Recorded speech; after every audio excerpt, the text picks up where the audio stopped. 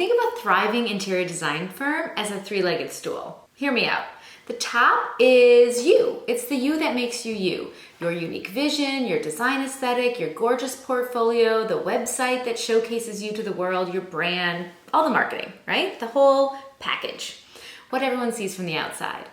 Then the pillars that really bolster your design firm are a client-centric mindset, strategic pricing, and streamlined systems. And that's what we're gonna dig on a little bit more today. The baseline that stool is resting upon is all the business baseline stuff. The accountant, the lawyer, the HR, all the stuff that's a must-do, not really that exciting, but it has to be locked down and done right. Today, we're gonna think tank your business to make sure that it's more profitable, more creative freedom involved, and more free time for you. I'm Sandra Funk, and this is Design Sips. Cheers. So the first pillar is getting into the client-centric mindset. If you haven't already figured out who your ideal client is and really done that deep dive, go back, Google around, find our other Design Sips episode on it, because that is first and foremost. Once you know exactly who your ideal client is, then you want to literally step into them, metaphorically, and think through exactly what experience they want to have when they hire an interior designer. What I know from my many, many years of trying to work with and please high-end luxury clients that are my ideal client is that they're looking for the best of the best. They're looking for an experience. They're looking for surprise and delight and obviously an absolutely gorgeous outcome at the end of the day. They're looking for a highly functional home that really supports their family. And they're looking for an expert, a professional, someone who is an amazing communicator to walk them through this process, this long and difficult and expensive process, step by step by step. So when you really start to think through what your design firm would need to look like to truly surprise, delight, please, meet and exceed every expectation, that's what getting into the client-centric mindset can do for you. So a little example. I think of myself as a luxury client as well, right? I want the best of the best. I'm always seeking out surprise, delight, experiences. So a little example. My daughter is on a travel soccer team. We live in a new state. So we're always going to these towns that we've never been to before, a couple hours away, here and there.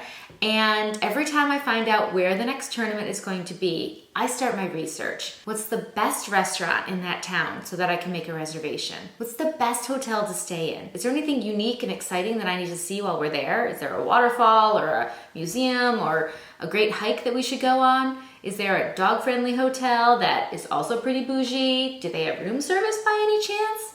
Right?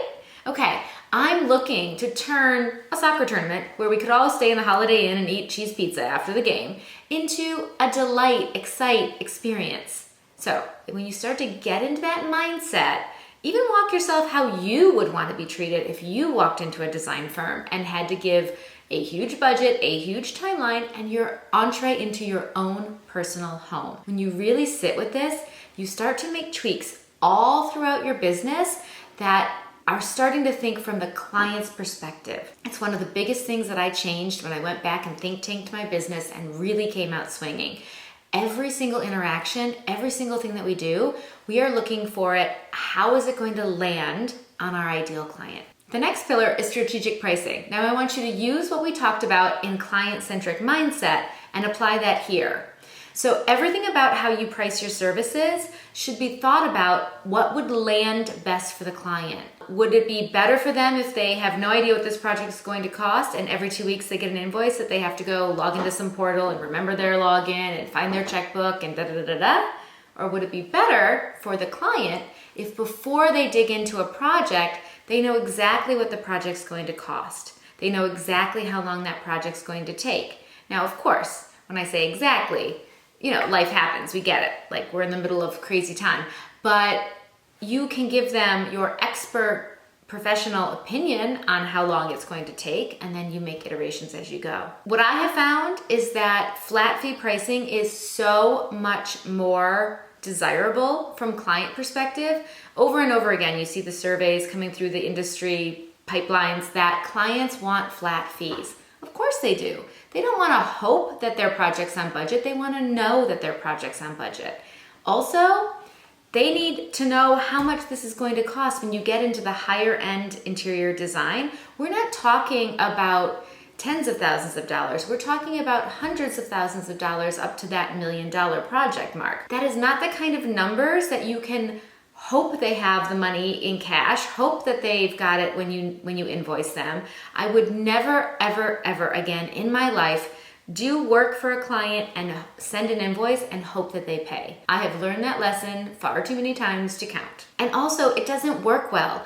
I want to know if we're a fit, if this project is in their budget and in their timeline, and that they value my design to the level with which my design fees represent from the beginning. I don't want to find that out 6 months in. The other thing when you're thinking about client-centric and strategic pricing is when you are talking about a client who is going to hire an interior designer. Already they're in the luxury world. Commodity is going to Pottery Barn and just buying a sofa. Luxury is hiring a professional, an expert, to tell you at the very least what sofa to buy, and at the very most, fly in artisans, have things custom made, right? Bring your brilliance to the project, okay? Big spectrum when we're talking about luxury. We are already in the luxury world no matter what. If we're talking about interior design services, they automatically are no longer a commodity. So when we're in the interior design service world, from a client-centric standpoint, remember my example, I'm not looking for the discount hotel, I'm looking for the best, I'm looking for the experience. So when you talk about your pricing, do not talk about discounts because you've lost the luxury client already when you start to position yourself as a discount retailer. Drop that completely. Your pricing is your pricing, but do not use the word discount when we're talking about how we sell goods. Also, I would highly recommend you drop all jargony to the trade words like to the trade, wholesale, markup, discount from MSRP, discount from net, cost plus. This stuff is psychobabble to them. Maybe not psychobabble, but it's babble. They have no idea what you're talking about. And what that does is pique their curiosity and have them asking 500 more questions. I've used this example before, I'm gonna use it again.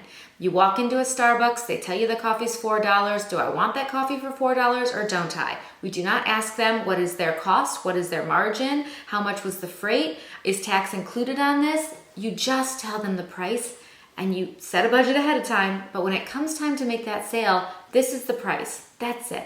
No further explanation is ever needed in any other industry, in any other time that you buy anything. Why on earth are you telling them, hey, let me open up the secrets of my entire business? That is not necessary. I don't know where it came from. I don't know when it started, but you can be frank and clear with clients and professional and keep your business to yourself. Let's drink to that one. So the last pillar is Streamline Systems. And hear me out, this one is just as important. Again, we're gonna take what we learned from Client Centric Mindset and we're gonna bring that over to systems. How does everything that you do land on your client? I know that my clients are busy as all get out. If they're not busy running huge companies or being C-suite executives, then they're busy traveling the world, managing multiple homes, running multiple renovation projects or additions or building something. Like my clients are always busy. And they really love it when I'm efficient with their time. So your systems need to be just as efficient with their time because that is creating the experience that they love. So let me give you an example. We do a super deep dive at the beginning of a project, really getting to know the client. And while I'm talking to the client or the lead designer, my team is measuring everything, documenting everything. I have a very lengthy and in-depth questionnaire because in 20 years in this industry, I have learned to not only ask the colors that they like, but the colors that they don't like.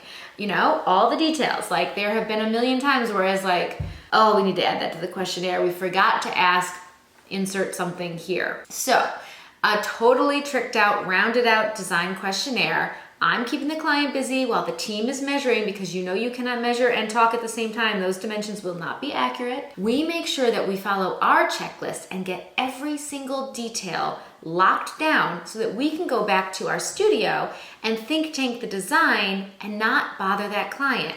We don't run back over to the job site to take pictures of all the furnishings they're keeping. We don't run back over to the job site to remember to do the reflected ceiling plan. We don't swing on by because we forgot to take sill heights and we're getting some ballpark numbers for our window treatments.